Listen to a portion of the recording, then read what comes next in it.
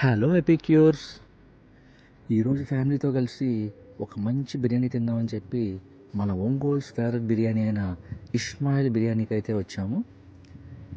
Time అయిపోయింది, late చేయకుండా వెంటనే రెస్టారెంట్ లోపలికి వెళ్ళిపోయాము.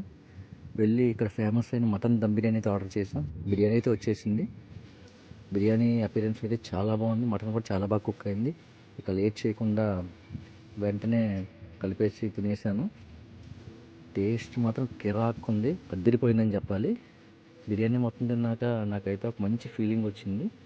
వింటే మన ఏదైనా దగ్గర పాటే వినాలి, తింటే ఇస్మాయిల్ బిర్యానీ తినాలి.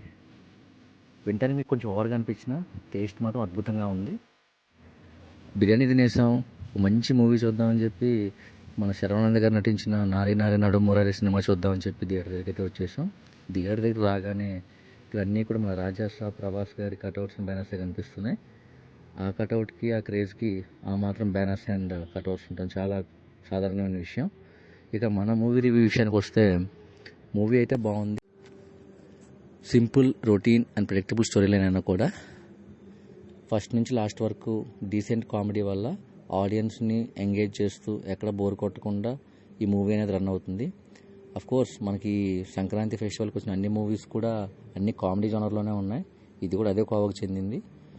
డీసెంట్ కామెడీ వల్ల సినిమా అనేది మంచి హిట్ టాక్ను సొంతం చేసుకుంది. డీసెంట్ కామెడీ అంటే బాగా పగలబడిపోయిన నవ్వేలాగా ఉండదు, అలాగని క్రింజ్ కామెడీ లాగా కూడా ఏముండదు, ఇదేం కామెడీ రానేలాగా కూడా ఏముండదు. సో శరవణంద్ గారికి సంక్రాంతికి మళ్ళీ ఒక హిట్ వచ్చిందనే చెప్పాలి. మూవీ అయితే గుడ్. మూవీకి నా రేటింగ్ అయితే 3/5 అండి. ఫ్యామిలీతో మంచి మూవీ చూసామనే ఫీల్తోనే బయటకు వస్తారు.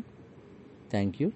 ఈ వీడియో మీకు నచ్చినట్లయితే లైక్ చేయండి, మన ఛానల్ సబ్స్క్రైబ్ చేసుకోండి, అలాగే మరిన్ని అప్డేట్స్ కోసం బెల్ ఐకాన్ క్లిక్ చేయండి. Thank you.